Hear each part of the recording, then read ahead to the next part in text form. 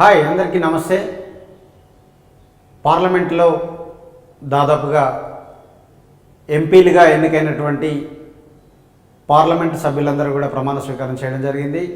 ఈరోజు పార్లమెంటులో లోక్సభ స్పీకర్ని ఎన్నుకోవడం జరిగింది. లోక్సభ స్పీకర్ని ఎన్నుకునే క్రమంలోనే విపక్ష నేతగా రాహుల్ గాంధీ గారిని ఎన్నుకోవడం జరిగింది ఇండియా కూటమి. సో భారతదేశ వ్యాప్తంగా గత ఎన్నికల కంటే ముందు జరిగినటువంటి పరిణామాలను మనం చూస్తే రాహుల్ గాంధీ గారి లోపల వచ్చినటువంటి మార్పులను, రాహుల్ గాంధీ గారు చేపట్టినటువంటి యాత్రలు ఏవైతే మొదటగా భారత్ జోడో యాత్ర అని మొదలుపెట్టినటువంటి రాహుల్ గాంధీ గారిలో అనేకమైనటువంటి మార్పులను తీసుకురావడం మనం చూసాము. సో ఈ దేశానికి భారత రాజ్యాంగమే దిక్కు, సంవిధానాన్ని కాపాడుకుంటే మన బ్రతుకులు మారుతాయని చెప్పి మరొకసారి రాహుల్ గాంధీ గారు పార్లమెంటు వేదికగా, పార్లమెంటు సాక్షిగా భారత రాజ్యాంగం అనేటువంటి పుస్తకాన్ని చేతిలో పట్టుకొని ప్రమాణ స్వీకారం చేయడం అందరికీ ఒక నమ్మకాన్ని, ఒక విశ్వాసాన్ని కలిగించింది. అదేవిధంగా భారతదేశంలో గత 10 సంవత్సరాల బీజేపీ మోడీ పాలన ఏ విధంగా సాగింది అనే అంశంలో కూడా ప్రజలు ఒక గొప్ప మార్పును, ఒక గొప్ప తీర్పును కూడా ఈ దేశానికి అందించినటువంటి పరిస్థితులు ఈ దేశ ఓటర్లలో మనకు కనిపించింది. ఎందుకనంటే ప్రతిపక్షం బలంగా లేకపోవడం వల్ల ప్రభుత్వంలో ఉన్నటువంటి పార్టీలు రాజకీయంగా వారి బలోపేతానికి మాత్రమే ఈ ప్రభుత్వాన్ని వాడుకోవడం చేస్తున్నాయి. కాబట్టి ఖచ్చితంగా పార్లమెంటులో విపక్షాన్ని కూడా బలంగా ఉంచాలని ఈసారి జరిగినటువంటి భారతదేశ సార్వత్రిక ఎన్నికల్లో విపక్ష నేతకు కూడా చాలా బలాన్ని చేకూర్చినటువంటి సిచ్యువేషన్స్ మనం చూస్తూ ఉన్నాం. సో ఎన్డీఏ కూటమి ఏమాత్రం దెబ్బతిన్నా కూడా ప్రభుత్వం పడిపోయే పరిస్థితిలో ఉంది.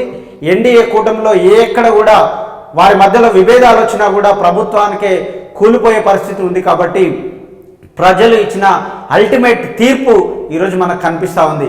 మరి రాహుల్ గాంధీ గారి యొక్క నైపుణ్యత ఏ విధంగా పెరిగింది, భారత్ జోడో యాత్ర ద్వారా, నాయ్ జోడో యాత్ర ద్వారా ఏదైతే తను ఇచ్చినటువంటి నఫరత్ చోడో భారత్ జోడో అనేటువంటి ఒక గొప్ప నినాదం చాలా అద్భుతమైనటువంటి ఫలితాన్ని ఈ దేశంలో ముందుకు తీసుకొచ్చింది.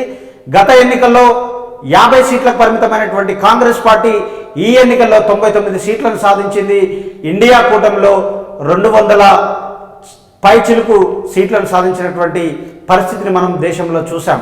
మరి రాహుల్ గాంధీ గారిని గత పార్లమెంటులో వారిపైన కేసులు పెట్టి పార్లమెంటు నుంచే తనను బయటికి పంపించి తను ఉన్నటువంటి ఏదైతే ప్రభుత్వము ఇచ్చినటువంటి గృహంలో తను నివసిస్తున్నటువంటి పరిస్థితుల్లో నుంచి కూడా రాహుల్ గాంధీ గారిని నెట్టివేయడం జరిగింది.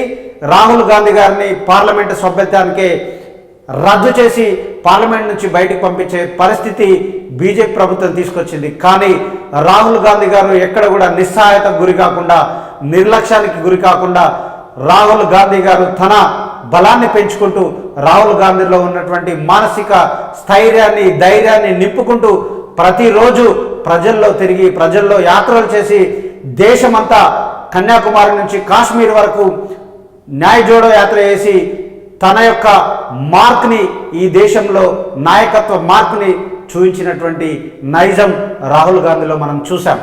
ఈరోజు విపక్షంలో ఉన్నటువంటి రాహుల్ గాంధీ గారు లోక్సభ స్పీకరు ఎన్నిక కావడం పట్ల మాట్లాడిన మాటల్లో అద్భుతమైనటువంటి మాటలు అందరూ చప్పట్లతో స్వాగతించారు. ఏంటి అదేనంటే, భారతదేశానికి ప్రభుత్వం ఎంత అవసరమో విపక్షం కూడా అంతే అవసరం. విపక్షం బలమైనటువంటి వాయిస్ని, ఏదైతే దేశ ప్రజలకు కావాల్సినటువంటి వాయిస్ని ఈ దేశానికి ఇవ్వాల్సినటువంటి బాధ్యత విపక్ష నేతలుగా విపక్షానికి కూడా ఉంది.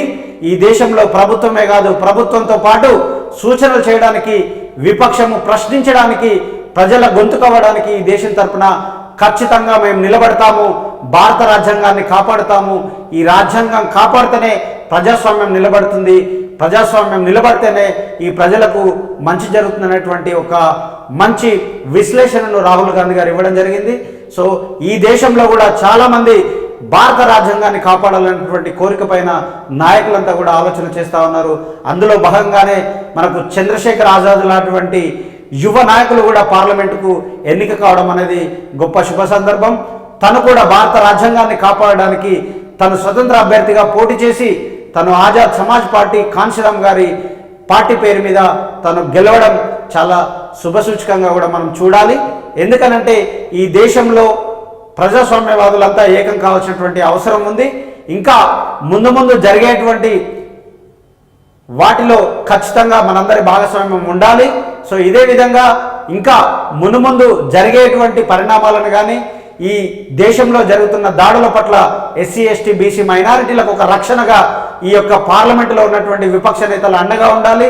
ఖచ్చితంగా సంవిధాన్ మనం రక్షించుకోవాలి. భారత రాజ్యాంగాన్ని రక్షించుకుంటేనే మన హక్కులు కాపాడబడతాయి.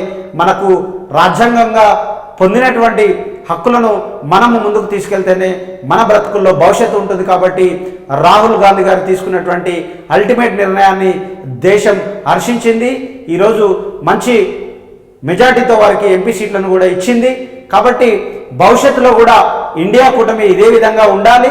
డెఫినెట్గా బాబాసాహెబ్ కలలు కన్నటువంటి దేశాన్ని మార్చాలి. భారత రాజ్యాంగమే దీనికి దిక్సూచి. కాబట్టి ఇంకా వేరే ఎజెండా పెట్టుకోకుండా ఖచ్చితంగా ఈ దేశంలో ఉన్నటువంటి ప్రజలను కాపాడడానికి విపక్ష నేతగా రాహుల్ గాంధీ గారు ముందు వరుసలో ఉండాలని కోరుకుంటూ, ఇంకా ముందు ఈ దేశ భవిష్యత్తు మారాలని, ఈ దేశము ఒక మతం సొత్తు కాదని, ఈ దేశం ఒక రాజకీయ పార్టీ సొత్తు కాదని, ఈ దేశము పౌరులందరిది, ఈ దేశము ప్రజాస్వామ్యవాదులది, ఈ దేశంలో కుల మత భేదాలు లేకుండా అందరూ కలిసిమెలిసి సోదరభావంతో నడిచే విధంగా ముందుకు సాగాలని మనస్ఫూర్తిగా కోరుకుంటూ థ్యాంక్ యూ.